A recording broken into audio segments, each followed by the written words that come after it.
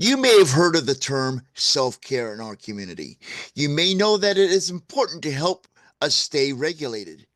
When we are regulated, we are better prepared for any unexpected event in our life, sensory overload situations, etc. However, self-care is not just a proactive activity. Self-care should be used when you are feeling dysregulated. Maybe you experience a setback, received bad news, or your routine has been disrupted. Today, I'm going to share with you 17 ways you can practice self care as either a proactive approach to self regulation or a way to self regulate after some crisis in your life, including a meltdown or a shutdown. Let's get started.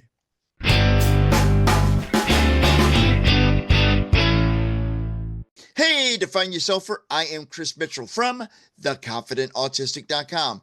If you are new to my channel, welcome.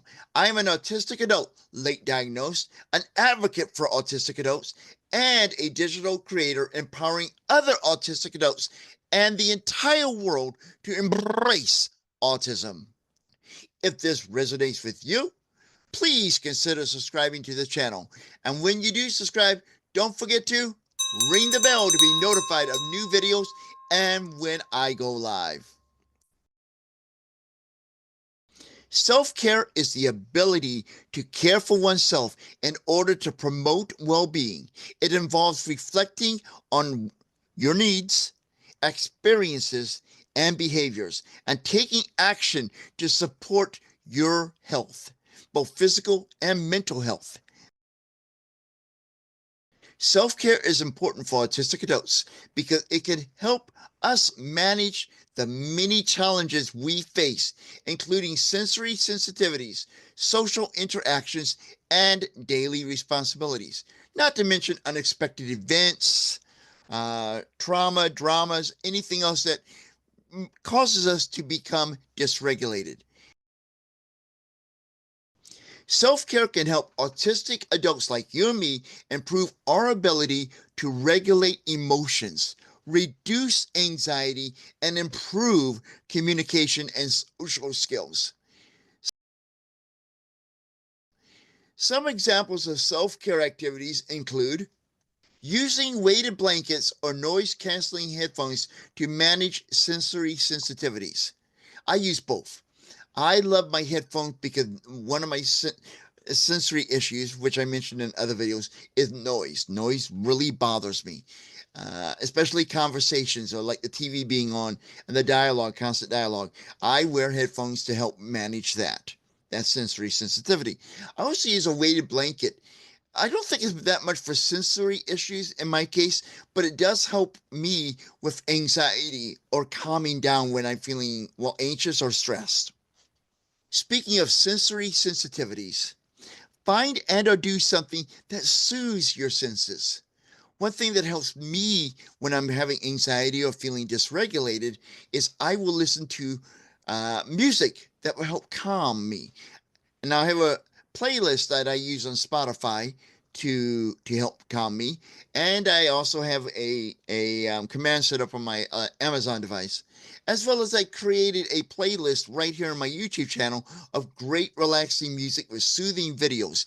Links to the Spotify and to that playlist are in the show notes. So you just want to find something that will help soothe your sensitivities.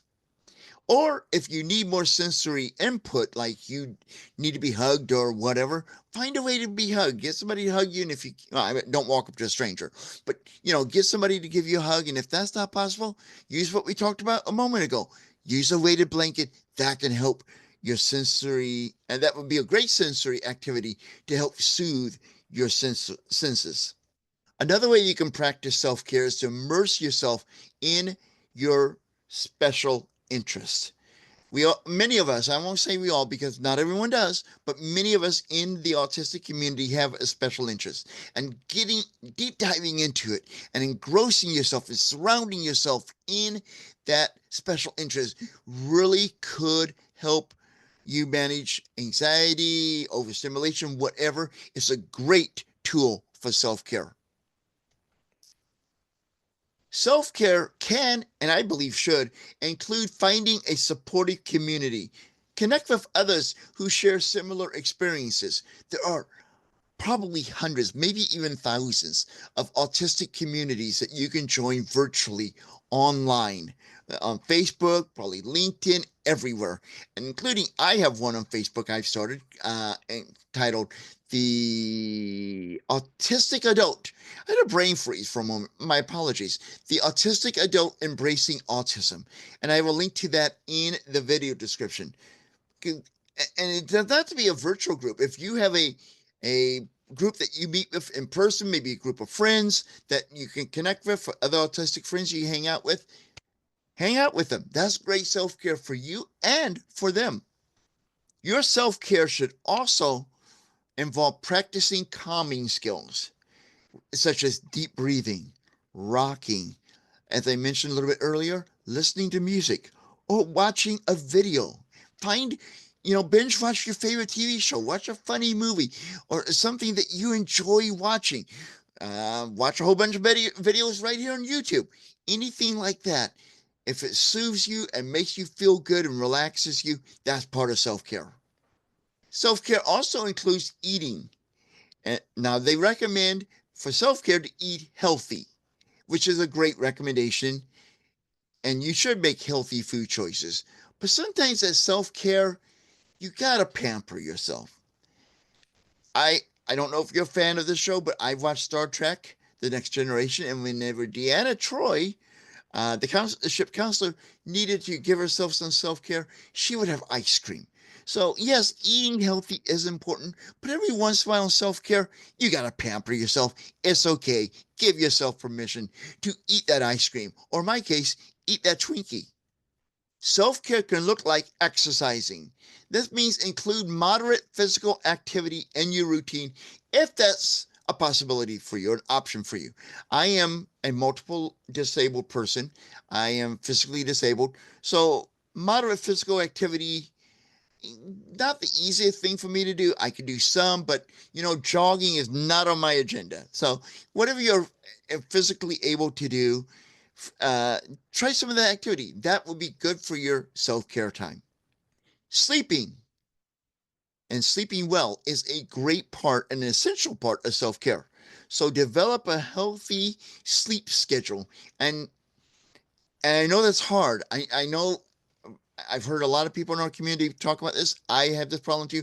I have the hardest time going to sleep and staying asleep. That is a challenge for our community. But do your very best to develop a healthy sleep schedule. And if that does not work that well, keep trying at it. But take naps. Give yourself permission to take a nap when you need one, unless you're driving your car. That would be a bad time to take a nap. Another part of self-care, an interesting part of self-care, is communicating. This means you should be your own advocate and talk to your family or your doctor about how you're feeling. So you're having a lot of anxiety and stuff, and it's prolonged, or you think you may be going into autistic burnout, or you are an autistic burnout. Talk to someone about that. That is taking care of yourself. That's what self-care is, taking care of yourself.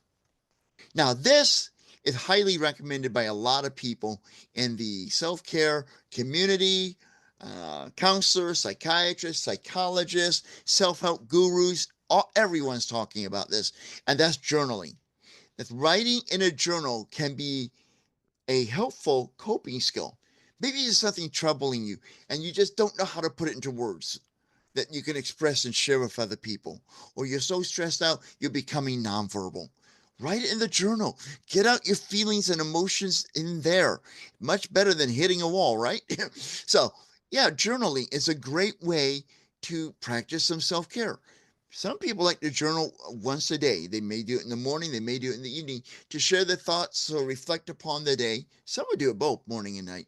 And then they can look back upon that, and that gives them insight into themselves and help them learn more about themselves. Again, by journaling, you're taking care of yourself, i.e., self care. Meditation can help you manage anxiety and switch off your mind. Meditating is a great way for self care. You got a lot of worries on your mind, stresses on your mind, anxiety, whatever. Good meditation can help you switch all that off and just come to a place of inner peace. Now, I mentioned earlier about taking naps. Well, you can also take breaks. Give yourself permission to take a short break throughout the day.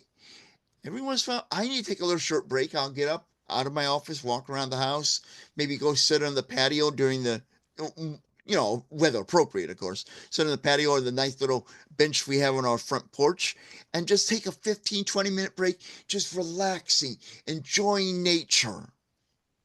Now, part of self care is also personal hygiene. You want to take care of your health and your hygiene so you feel better about yourself. And that can include taking a shower, brushing your teeth, activities like that. Taking care of your personal hygiene is a part of taking care of yourself. Once again, self care. Self care is any relaxing activity you enjoy doing. Now, we talked a little bit earlier about engaging in your special interests if you have one. That's fine.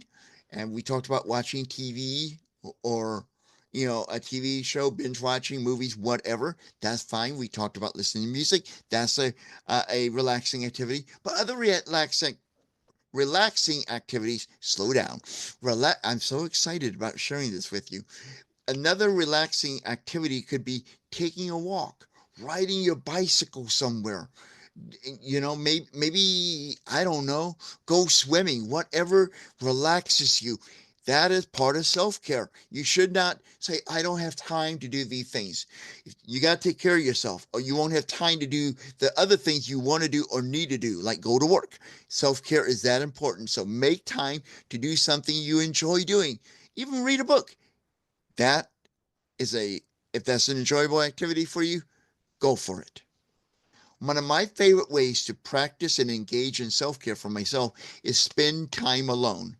I don't think this is going to be too uncommon in the autistic community. I'm sure others do. Let me know if you do. I prefer to be alone. And when I spend time alone, it's not just spending time alone, which you could do. You could just sit alone in the dark. That's cool. But when I spend time alone, I may listen to music. I may read a book. I may go scroll through and watch a few fun videos on YouTube. See, spending time alone does not mean you have to be all by yourself doing nothing. You can spend time alone and do something else simultaneously. So you double down on your self care. Now, these next two tips or activities you can do are not just a one-time thing. These can be done repeatedly and should be done repeatedly. And so you're practicing self-care almost continuously, and you're prepared for when you need self-care during an emergency. And the first is creating a routine. Establishing a comforting routine or structure to minimize unexpected distress is a great way to do self-care. Many of us autistics love routines and rules so we can live a predictable life. And if you develop a great routine, which I'm going to do a video on that topic soon, if you develop a great routine, that routine will get you through the entire day, and you will simultaneously get your stuff done and be practicing self-care. Isn't that awesome? Now, like we mentioned earlier at the beginning of the video, self-care can and should be a proactive activity. We should be doing it throughout the day or in the entire day, such as through a routine or rules. But to be prepared for an emergency, an unexpected bad news, meltdown, whatever, you should create a self-care toolbox. And this is a collection of strategies to help you focus, unwind, or be productive.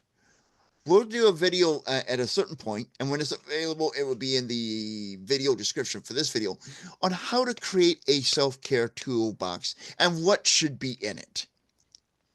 Now it is your turn. Share in the comments or join the conversation in the Autistic Adults Embracing Autism Facebook group. Link to that group is in the video description. Share your thoughts and comments on this video. What resonated with you? What self-care tips can you share that were not in this video that can benefit other people? I want to hear from you. And if you have an idea for a topic for a future video, put that in the comments or share it in the community. I read every single comment that is sent to me, and I really appreciate you doing that. And if you could do me one more favor, help me, well, actually help us, because our channel, yours and mine, help our channel grow.